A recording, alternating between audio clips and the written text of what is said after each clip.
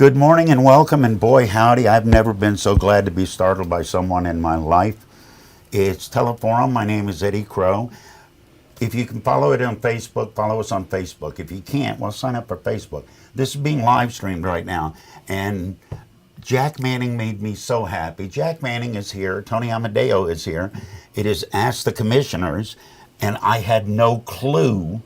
I'm just wandering around like I usually do, and I look up and I see Jack coming up the steps. I like you anyway. I've never been so happy to see you in my life, because this means, at least for the first third of this program, there's going to be some logic and some sense and some big words. How you guys doing? Good. Well, for us, every first Thursday of the month is like Groundhog Day. Every month for us. A scruffy guy gets dragged out of a hole. Yeah. It wasn't just your typical Groundhog Day. This is the one that involves the commissioners. That was a shot that you actually know what day that this goes on. That's subtle. See, you learned that negotiating, didn't you? Probably. Yeah. Jack Manning is my guest. Tony Amadio is my guest. If you have questions to ask the commissioners, you can call, or you can post them in the comment section on the Facebook live feed. If you want to call, it's 724-843-1888. You can ask Jack a question or Tony a question. You got nothing to say to me, I understand. 724-774-1888. That's the other number to call. Or you can post on Facebook in the comment section, because this is being live streamed right now. Let's go ahead and start with the number one question every time. Assessment, reassessment, reassessment. Where is it? Getting close. Tony and I, we just had an assessment meeting last week. Got the word. Assess the assessment meeting. Actually, it's reassessment, Reassessment? because we're reassessing everyone since 40 years ago. So that's a big word, isn't it? Reassessment. Reassessment. Yeah. Well, when's it getting done? Do you Letters should go out. I mean, there have been so many moving parts to this. I asked that direct question to Tyler Technologies, yeah, and they struggled a little bit. But they finally came out with a date. Now, it could be a week after. Is it penciled in date? Is that what it is? It was March 15th. It's pending. Yeah. Okay. Yeah. Is the date. And that's when the letters should go out with an assessed value at 100%. And it shouldn't scare anybody, because the number is going to be different. It's going to be bigger. Right. Don't freak out. Don't freak told us out, that. because it's at 100%. Right now we're under a 50%. And that really doesn't affect the values. It's the cost or the value of your tax that you're going to pay is contingent upon what your school district levies, what your county levies, and what your local government levies. Okay, so this is the first number that you need to sort out to put in with all the other numbers. The last communication we mailed out was, here's what we have on file: square footage, location, rooms, all that kind of stuff, which goes into their algorithm that they calculate neighborhood by neighborhood and everything to come up with this assessed value. As Tony said, in the past on the tax record, your assessed value was at 50% of the real value. Right. This will essentially say, this is what your house is worth on the market. That's essentially what that's saying. They're estimating this is what the value. If you were going to go to a realtor and say, I'd like to sell my house, that's likely to be close to what the asking price would be for that home. In essence, what he's saying is, just take a school tax, which you're paying the amounts based up here. Mm-hmm. Once this reassessment value comes down, that amount's going to come way down. And hopefully it's going to take 40 more years before it gets back to that point where somebody's going to generate a reassessment. Again, I try to re-emphasize, we were sued in court to do this. Yeah, you didn't wake up one day and go, hey, let's do this. This isn't something the county commissioners did. Mm. And what's important about it, we were sued in 2019. Or 2015, I'm sorry. 2015. So 8 years I'm the ago. only guy that was on that board at that particular time. So what we've done, we've, in essence, delayed the new tax amount for 8 years. Right. Because we were doing what the people wanted us to do.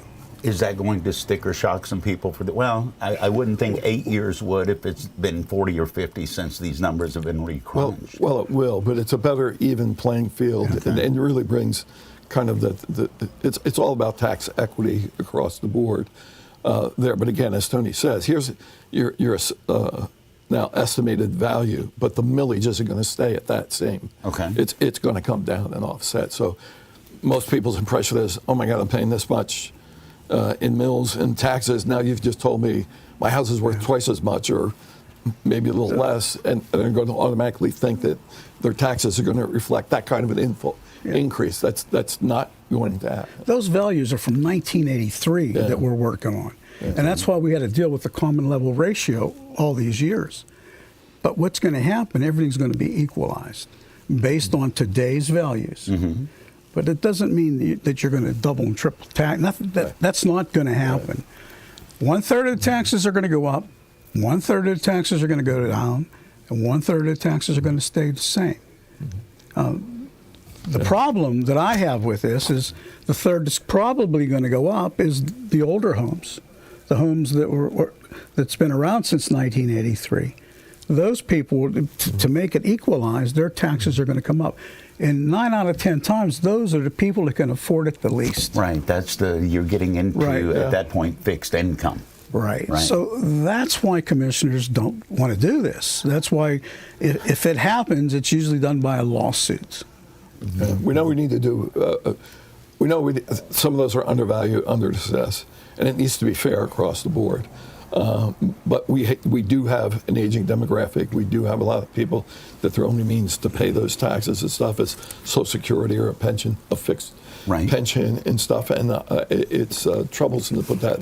But that's why we work so hard to keep the tax level at the county where it is. We had one tax increase in 16 years. We can't control the school districts or the local municipalities, but that exacerbates it for those people, because eventually those tax bills will be based on that new assessment value starting in 2024. Yeah, this is my 16th year. Okay. And we had one tax increase. So I can say that. And we had one tax increase. Of course, at the time, there was a lot of argument about how much, and I fought to keep it to where it is. I wouldn't vote for it unless we went down low. There was all kinds of politics going on, which was bad. No. Yes. All right. Dumb something down for me, because I wasn't paying attention to it when it happened back in 2015. Who filed the lawsuit and why to cause all of this to happen? We're 8 years into a process that the commissioners have had to deal with. Why did it happen? Who did that? It didn't happen on my watch. I inherited this. So when I came in, it had already been so. I don't know that there's any new stuff. Quite frankly, I don't know there's any value in bringing that conversation up. But there was a developer that initiated it. But other people had been expressing that for a while. I always thought it was going to be a school district that was going to do it. And let's face it, it's been, 43 years? Yeah, that's a long time. 4 years? Yeah. I mean, it was inevitable it was going to. I'm sitting on the sidelines working at the chamber, doing my other consulting business and stuff. So I inherited it. I mean, when I took office in 2020, it was already settled, been through the courts. The courts had mandated.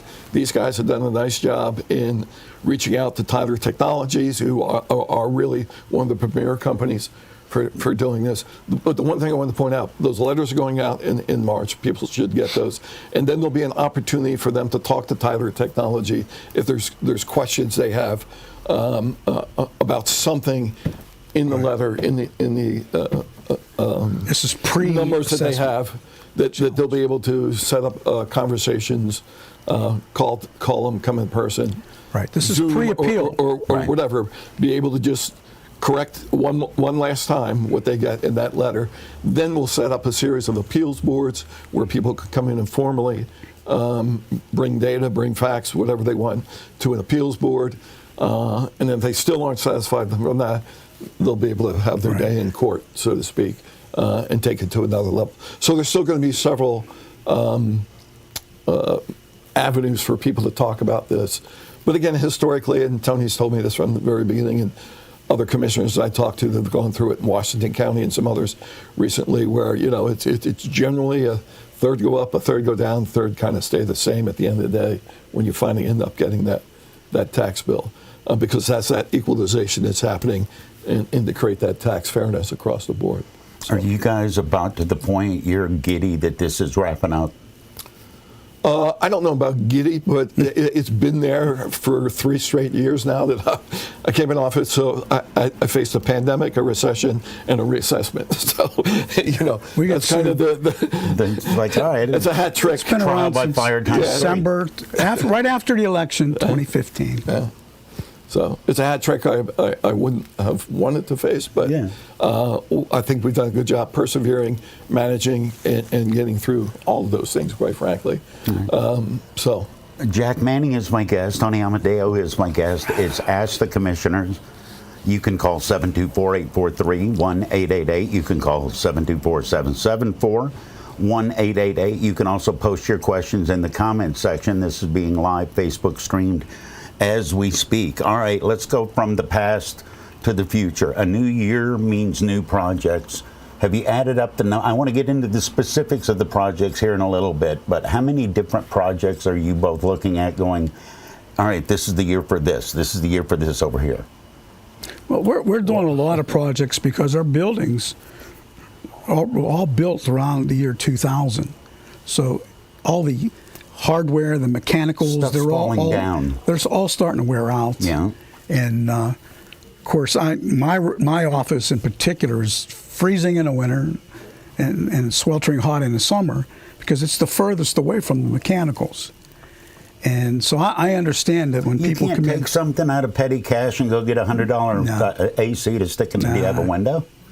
I have a lot of windows, but they don't open. you gotta, so you're have basically a rat under glass. You got to have a special tool. Which when I first came aboard, there was a lot of them. Nobody even knows where they're at or if there's any around. There's a couple of offices. It's a key tool that opens up the latches on the windows, but the purpose is to keep the windows locked, right? To keep the building secure. I mean, I dealt with that at the end of my teaching career when we had no air conditioning and we had faulty heating and ventilation systems. The doors had to be locked, the windows had to be closed, and it just was a nightmare for the kids and the teachers. So I'm used to it. All right. The only thing I would say is not to be critical about past administration and stuff, but in the world that I came from, managing plants and facilities, industrial, and stuff, I was kind of surprised when I saw the condition of some things in the courthouse. And some of the relatively new buildings compared to other courthouses that were built in, the 1800s and stuff.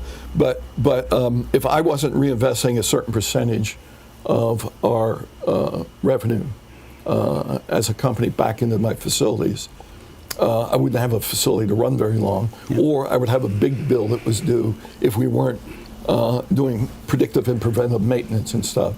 So one of the things that's a budget item that you dealt with. It's like that has to be in the budget. If I wasn't putting 3 to 5% back into my plant, I wouldn't have a plant to run.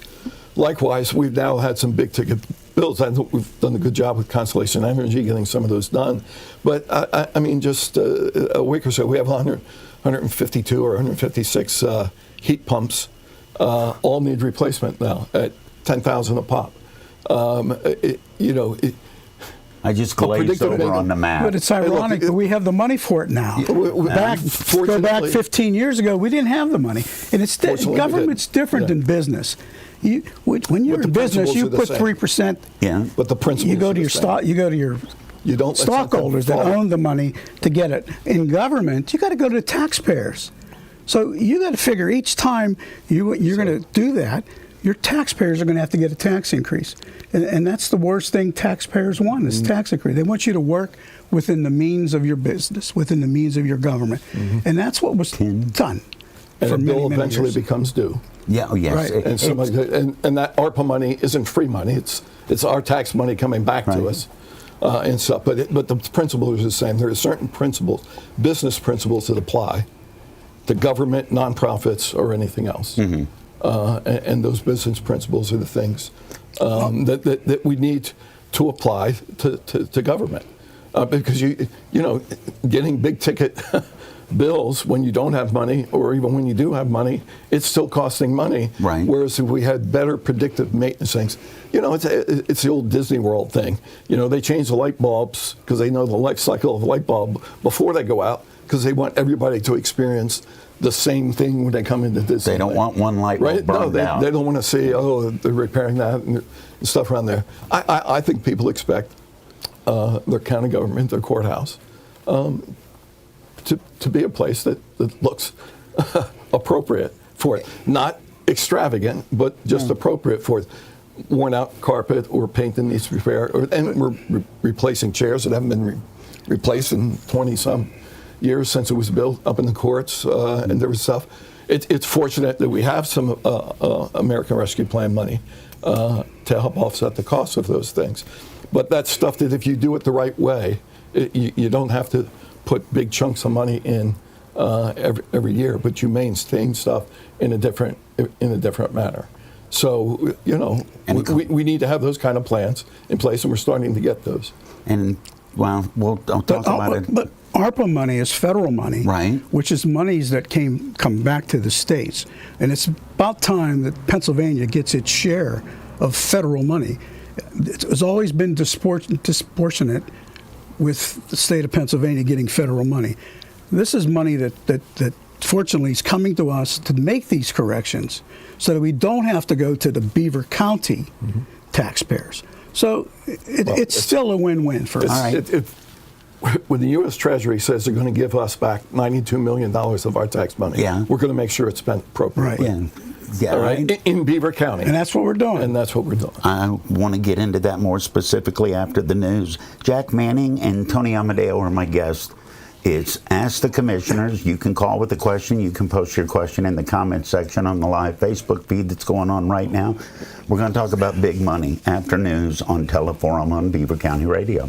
I can hardly believe it was in 2015 that Mary danced back into my office. She opened my door and danced from the door to my front desk with this huge smile on her face. I'm Dr. Sean Ritchie. Since then, I've had the opportunity to help thousands of patients who suffer from numbness, burning, stabbing, pins and needles pain that they get from peripheral neuropathy, and we're getting them back to enjoying life again. Hey, I'm Wes. Hey, I'm Marla. I'm Rich. Hi, I'm Laurie. I'm Paul. My balance is so much better, and I'm walking again. I'm sleeping better, and I'm walking better. I'm sleeping and feeling my feet again. And I'm walking again. Hey, I'm Mary, and I'm still dancing. Peripheral neuropathy can rob you of what you love to do, whether it be running, shopping, walking, driving, biking, or even dancing. I'm Dr. Sean Ritchie, and I've teamed up with Dr. Jared Evans to help you get your ing back. Go to marydanceden.com to find out how, or call our Beaver location at 724-940-9000. That's 724-940-9000.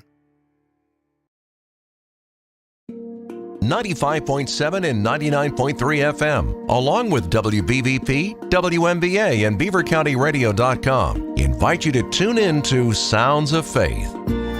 Tune in Sunday mornings from 7 until 9 for a mix of the best sacred music of all time. Sounds of Faith is brought to you by Crawford Tire and Beaver, the William Murphy Funeral Home, City Rescue Mission, MRS Physical Therapy, Circle of Friends, J&J Spratt Funeral Home, and Rome Monument and Inspirational Gifts. Sounds of Faith, uplifting, relaxing, and inspiring radio. Sunday mornings from 7 until 9 on 95.7 and 99.3 FM, along with WBVP, WMBA, and BeaverCountyRadio.com.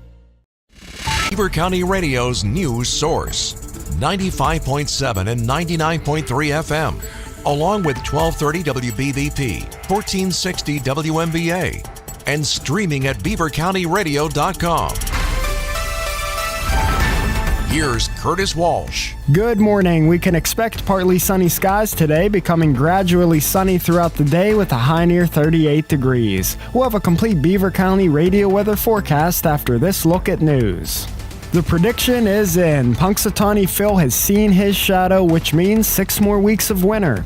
People gathered today at Gobbler's Knob as members of Punxsutawney Phil's inner circle summoned him from his tree stump at dawn to learn if he would see his shadow, in which he did. According to folklore, if he sees the shadow, there will be 6 more weeks of winter, and if he doesn't, spring comes early. The annual event in Punxsutawney originated from a German legend about a furry rodent. Phil's forecast in 2021 and 2022 also called for 6 more weeks of winter. 3 Beaver County High School football players were selected to be on the Steelers All-Peer team. The All-Peer team consists of 11 chosen WPIAL or City League players that go above and beyond and act as mentors for teammates. The local players chosen were Kyler Rumbold of New Brighton, Demetrius Taylor of Beaver Falls, and Zapula Lewis of Ambridge.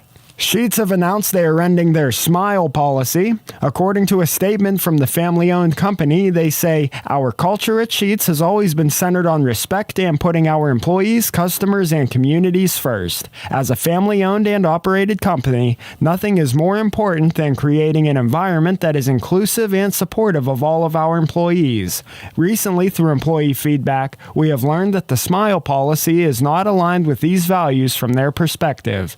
They go on to say that effective immediately, the policy is discontinued. There are also reports that Sheetz has already made offers to rehire employees previously let go due to the former policy.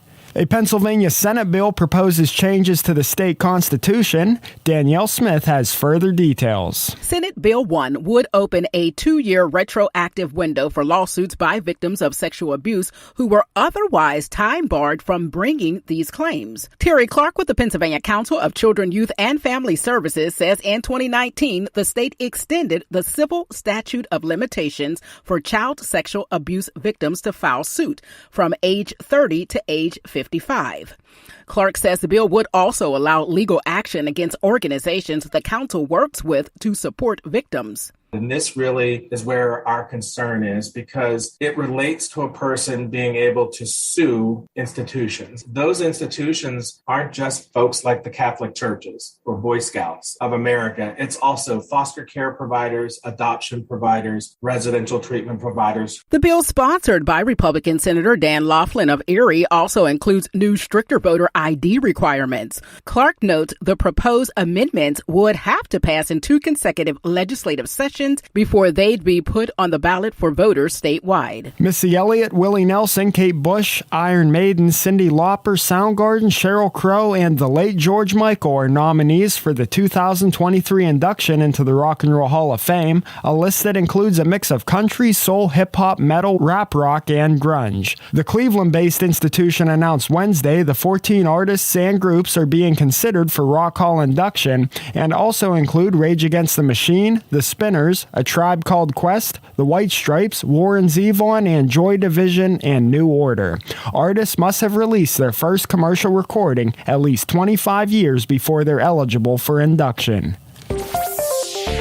Here's the Beaver County forecast on 95.7 and 99.3 FM, along with 1230 WBVP, 1460 WMBA, and streaming at beavercountyradio.com.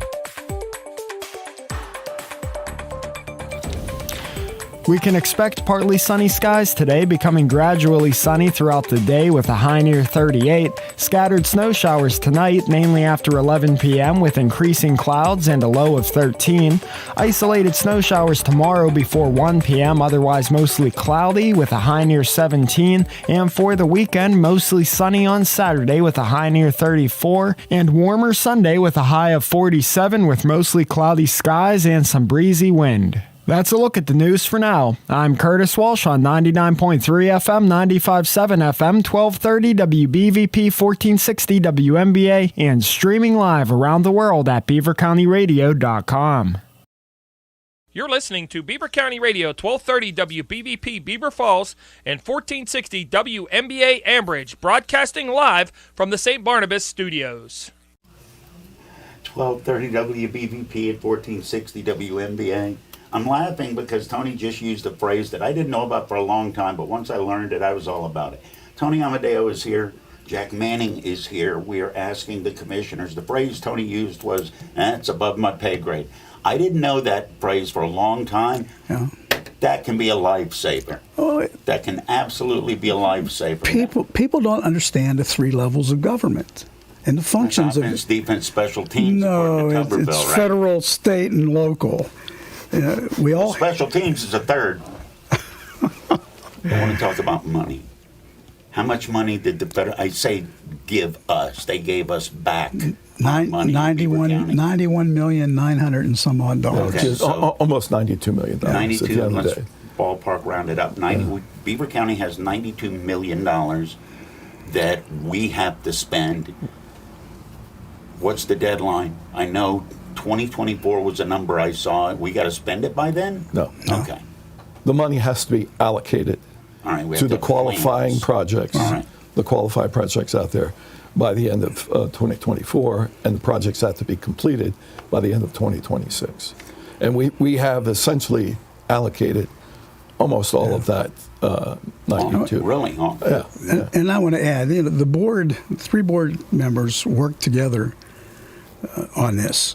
A lot of counties kept most of that money and gave it to themselves to use in their actual government entities, fixing like a small part of the money that we use to do the heating and ventilation systems. They used all of it. We gave money to nonprofits, to help businesses, to spur economic growth and development. The money? Or is it just it's allocated. Okay. They have to turn in the bills. It's a reimbursement process. Okay. Right. So we broke it up into 5 main buckets, and then a whole bunch of projects in each of those. We said we would spend up to $20 million on broadband implementation over the course of that. That's infrastructure for sure. That's infrastructure. Is qualifiable. Matter of fact, there was a big push, I think, for the counties and the states to use that for broadband, especially coming out of the pandemic. And we've talked about before, if you didn't have internet access or reliable internet service, you were lost on the pandemic. You couldn't work from home. You couldn't educate your kids from home. You couldn't shop from home. You couldn't do telemedicine from home. You're lost without that. In the wave of the future, and even new businesses coming in are asking as much about what's your connectivity like, along with do you have water, sewer, and all those other vital infrastructures. So broadband was a big ticket item that we did. We've got a 5-phase, multifaceted program there that Lance Grable and his folks in the planning and redevelopment are doing. Baker Engineering's been great. GIS, mapping, all kinds of great stuff. You can go on our website and you can see what that is. ConnectBeaverCounty.com. And then the municipalities, we put another chunk of about that amount and allowed the municipalities to submit projects to us. Now, we thought water, sewer. We thought $20 million might be enough for that, but we got $66 million worth of projects submitted. It's like letting kids loose at a toy store and saying, "Come back with one thing." And this is part of having an aging infrastructure. Right. I mean, the roads and bridges are one thing, but sewer lines, water lines, lack of them, and everything else. Aged out. We had a lot of issues there, those projects, but we've allocated that out. There's some that want to disproportionately impact communities that are in more distress financially that were set aside. Public safety, the radios that we purchased, the stuff we're doing with the cell towers, that all was part of the there was a point in time where a fireman could be in a building, and even though he had a radio, he couldn't transmit to the fireman in the next building. Right. Yeah. So we got a new system, a digitized system. It's close to $7 million. I think with the added on infrastructure, which is $13 million. Maintenance of the infrastructure. Yeah, it's. I'm not exactly sure what the final number is, but it's probably when we're all done, it's probably $15-16 million being put into public safety through radios, communication, and connectivity. But it's a life-saving event. Critical. Do the commissioners take more grief when money is spent on something that most people don't realize it costs money? It's not a visual thing. If you spend money to make the courthouse look better, I see that. I think it's more what Tony said before. Yeah. When they don't understand who has direct purview over something. Well, for instance, the response time for ambulance service is something people have been criticizing us or complaining to us about. Yeah. Like, fix that. Well, fix that. Yeah. Fix my road in front of my house. There's a big pothole. You know, and we've had a lot of conversations. I know Matt's covered some of these in our meetings and stuff. There's only so much we can do. We can do the communication stuff. We can remove the barriers and obstacles to make sure that the 911 center is fully staffed, fully trained, responsive to take the calls. But the ambulance services and the volunteer fire companies are that. Yeah. They're volunteer, They're their own nonprofit thing. organizations. Yeah. We can try and assist them however we can, but we don't have direct purview.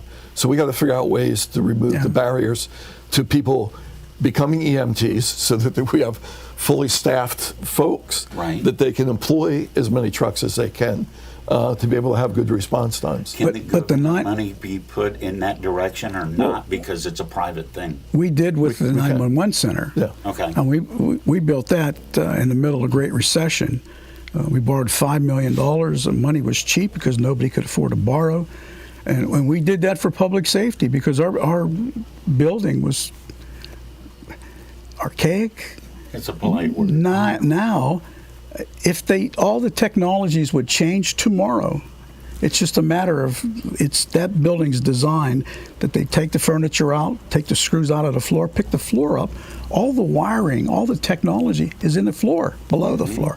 So we can adapt and adjust to anything that would come about. That's our main responsibility as a county. These other things that Jack was alluded to, they're public safety for us, but it's not our direct domain. That's the municipalities' responsibilities. But we try to help them because they don't have the monies, just like we don't have the monies half the time. How often does a municipality come to the commissioners and say, hey, can you help a brother out? Oh, it's routine. It's routine. We'll get letters, requests all the time with different repairs. Can we help? Can we find funding for them, or do we have funding to do that? We always support them with funding letters. Where is the funding shortfall happening with them? Is it fewer taxes, fewer Same, people draw taxes? It's a declining demographic population, declining demographic, which translates to a declining tax base, and it's just trying to maintain this when the tax base shrinks, and it's most. 53.5 municipalities. You've heard me say that before, and 17 of those are less than 750 people.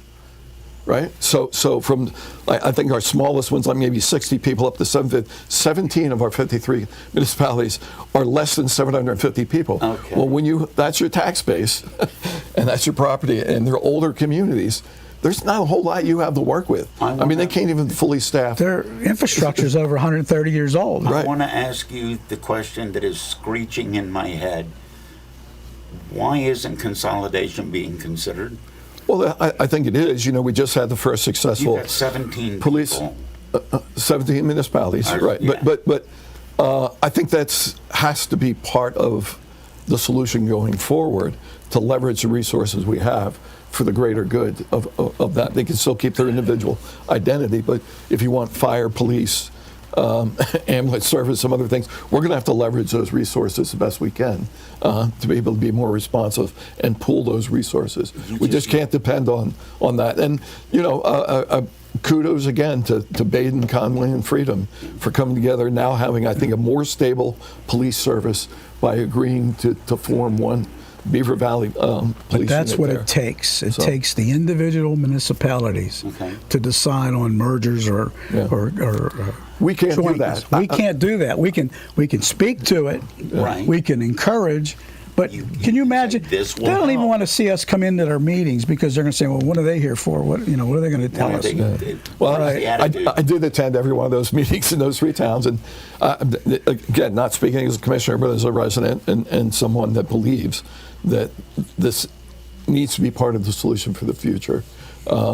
If I can use the platform of commissioner to help advocate for something I think is right, I'm going to do that, even though I have no direct purview over that, and the county had no direct engagement in that process. When you would but when you would bring that up, was that heard with open ears universally? It got done with what we're talking about with these three communities. There's always Look, there's a trust deficit in this country. That is such a that is a tremendous gap. Okay. And there are so many people that mistrust what used to be traditional institutions that we all believed in, certainly people of our generation, the church, the media, the government in general. Never. And now, so, you're from the government, and people just say, all right, what are you up to? And the only way you can face that is by being accessible, transparent, and engaged in conversations with people to show, look, there's no evil intent here. We're just trying to make things better. We're trying to make Beaver County reach its full potential. And the only way we can do that is if we have better collaboration, cooperation, leverage of our resources, and stop some of the parochial living in your own bubble kind of a stuff, and look at the big picture of where we need to go as a I'm a realist. And as a county. I lived through the merger, the Monaca Senator merger. Right. A lot of eggs were broken to make that omelet, but the omelet was good at the end. But a lot of eggs were broken, let me tell you. And you're not going to get anybody from the outside to come in on the inside and tell two school districts, for example, this has to be done. I mean, they have to want to do it, and they have to get help. And they got a lot of help from the state, which pretty much put it over. Then you got to deal with the individualities of both of those municipalities. For example, Center Township had a mercantile tax. Monaca didn't have a mercantile tax. Okay. It was 1% that was shared by the school district and by the municipality. So that was a hard hurdle to overcome. So was the teacher contracts. How would you like to be a teacher? No. How would you like to be a teacher that's running for county commissioner, teaching his class, as the phone rings and you're getting a call from the Secretary of Education who wanted to talk to me, a teacher? Not because I was a teacher, because... When a teacher gets called by an authority figure, does a teacher still have the, oh crap, what did I do? No. It's Not like if a you're student being called to the principal. Not if you're a leader teacher. Okay. If you're a leader teacher, you can't let that get to you. But they wanted to get me into the middle of that to make that happen, and I told them, I said, I'm just a teacher here. Yeah. I hopefully the two sides will come together and we'll get a merged school district. But to answer your question, I think the police merger could be a tipping point to more receptivity. There's been a lot of discussion, receptivity. I know the fire departments, there's more receptivity than ever of leveraging and coming together. We saw that. Tony and I were just at a class of 32 or so training cadets for fire training, getting their qualifications. The Beaver County Fire Association is coming together more as a group rather than a bunch of individuals trying to grab their own slice of a pie. But it comes back to what I said, that business principle. A business exists to serve a customer. Government exists to serve the public. And how can we do that? There's certain things under our purview that we can control and can do, but there's things where we need to collaborate, where we can advocate and influence some things, but not necessarily have direct control. But we're here to serve the public and solve the problems and the issues that are out there. How do we remove barriers and obstacles to make a municipality, to make an organization, to make the county reach its full potential?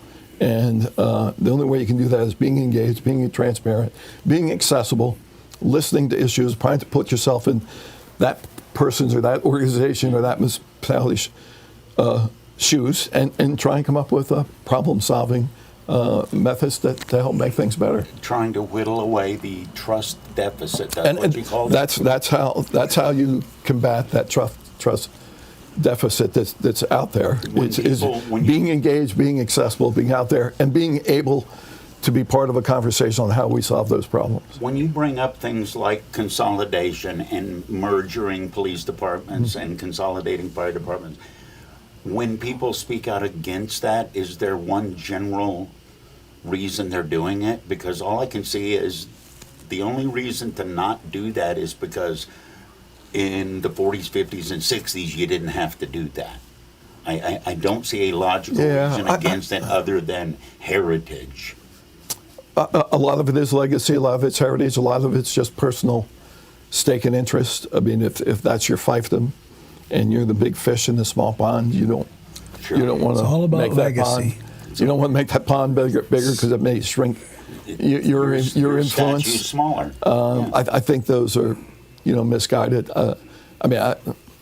My dad always said, you owe your country and your community more than just paying your taxes. And being engaged, believing in something greater than yourself, I think is important. And if you think that way, when you think about the greater good, we have a lot of, the fabric of Beaver County is made up of so many different aspects. Those 17 small communities, right. Large communities, 3 third-class cities, bunch of legacy river towns. Some of them, that fabric's worn and needs repair, and it needs help. And we're only strong as the weakest link in that. And you just can't let something deteriorate in front of your eyes and say, well, that's not my problem. That's, that community's problem. And I've never seen the world that way. I've never seen an organization that way. You strengthen it because we all achieve something greater when that tide raises all boats to do that. It's just something I think we have to do, and I think it's a core element of being engaged with the community, being accessible, like we've been out there talking to people and understand what's going on. That's the greatest part of being in local government, because you're face to face with your people. Every time you go to the store, every time you go to the grocery store, I would go to the gas station. I go out at the gas station, people come up to you. And people come up to you even when you're not wearing your cool county commissioner. Oh yeah, they know who we are. They do, and they complain about the price of gas. Yeah, and you're pumping it with them right there. Yeah, this is crazy. That's the part of being a county commissioner that I love. I can fix things if it's within my realm of purview, where I can pick the phone up. If you have a grandmother that's having issues and she needs help, you have a juvenile delinquent or just a juvenile that has problems with family life, I can fix some of those issues. You have some, you know who to get a hold of. That's what I mean. You know what I mean. Absolutely. That's that collaboration that we all. If there's somebody that needs mental health services, I can make that happen. People see me every day. I'm not in Harrisburg. I'm not in Washington. I'm in Beaver. I'm in Center. I'm in Hopewell. I'm in Chippewa. I'm all over the place. I shop here. I live here. My kids went to school here. Of course, they went away to college, but they came back here. This is my life. Beaver County is a great place to live, a great place to raise a family. You'll get a chance to hear more about this at the State of the County event. I haven't even brought up that. Next, I'm prompting you. Next Tuesday at Geneva, the chamber and stuff. But we're going to get a lot of these questions, I think, from the public, and we'll give our own little version of the State of the County from our perspectives, from Dan, myself, and Tony's. When is it? I know we're covering Tuesday. It live. Tuesday morning. This coming Tuesday morning. This coming Tuesday. You got to get up early. The 7th. Yeah. Early. So. That's okay. Yeah, at Geneva. Now, will breakfast or snacks be provided? Oh, absolutely. It's a must. Is provided. It's a must. I never eat at those things, but I always eat. Why? Always. Because usually, if I'm speaking and that kind of stuff, I'm greeting people who want to come up and say something before it starts, all that stuff. Then I'm half Italian. If my belly's not full, I'm not happy. If I'm not happy, I'm not going to do a good job. It's not good form to be belching while you're answering questions and stuff. That microphone picks up everything. It depends on the crowd. I will say this: my trust deficit will shrink with you if I could catch you in the middle of a donut. Okay. That's relatability. That removes that. Parochial. Yeah, exactly. In Western PA. Yep. Years ago, I had been in town about 3 weeks, and I'm talking to a guy I worked with, and I was asking direction. He goes, "Oh, I don't know. I never lived there." I go, "Dude, it's across the river." He goes, "Oh no, that's across not the how river. It works." No, there are people in the city of Pittsburgh that live on the north side that could never tell you how to get to the south side, and I see that in Beaver County. It's what I found is the 2-bridge rule. If they got to cross 2 bridges, they're not going. They may cross 1, but if it takes 2, no, we're not going. No reason to go cross 2 bridges to get somewhere. What should I have asked you today that I didn't ask you? Geez, I don't know. We covered. Did I have breakfast before he came on the radio? Yes. Did you grab the sandwich? You came in with your own coffee. Yes. You're the perfect guest. You can talk to a wall for an hour, and you provide your own snacks. Absolutely. You can come in anytime you want. Yeah. And plus, while I'm there, I have free internet. Oh, there you go. Hey, what a country, Infrastructure. Huh? Right, exactly. Somebody's got an election in the not too distant future. Yes. Really quickly, how much time do I have?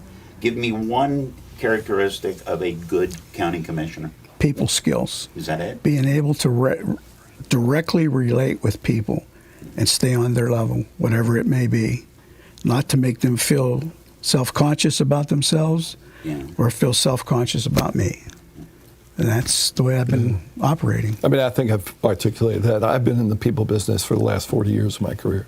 It's always about people and accessibility and being receptive to. If you don't like people, you can't do this job. To me, I'm proactive about things. If I see a problem, I'll reach out and want to try and solve it. I have a problem-solving nature to me that I want to solve problems and make things better. Whether I've been on a nonprofit board, in government, at the chamber, on the downtown consulting I used to do, or in my petrochemical days. It's about solving problems, making people's lives better, and moving things forward. So, well, you've never been anything but accessible for us, and no smart alecky, genuine.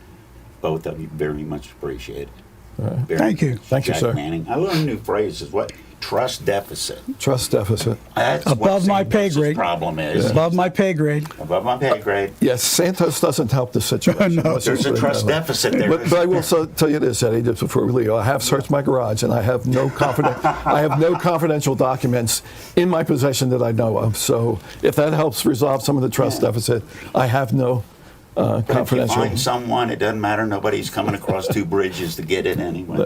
Jack Manning and Tony Amadio, as always, were brilliant. It's Ask the Commissioners, Teleforum, Beaver County Radio. I can hardly believe it was in 2015 that Mary danced back into my office. She opened my door and danced from the door to my front desk with this huge smile on her face. I'm Dr. Sean Ritchie. Since then, I've had the opportunity to help thousands of patients who suffer from numbness, burning, stabbing, pins and needles pain that they get from peripheral neuropathy, and we're getting them back to enjoying life again. Hey, I'm Wes. Hey, I'm Marla. I'm Rich. Hi, I'm Laurie. I'm Paul. My balance is so much better, and I'm walking again. I'm sleeping better, and I'm walking better. I'm sleeping and feeling my feet again. And I'm walking again. Hey, I'm Mary, and I'm still dancing. Peripheral neuropathy can rob you of what you love to do, whether it be running, shopping, walking, driving, biking, or even dancing. I'm Dr. Sean Ritchie, and I've teamed up with Dr. Jared Evans to help you get your ing back. Go to marydanceden.com to find out how, or call our Beaver location at 724-940-9000. That's 724-940-9000.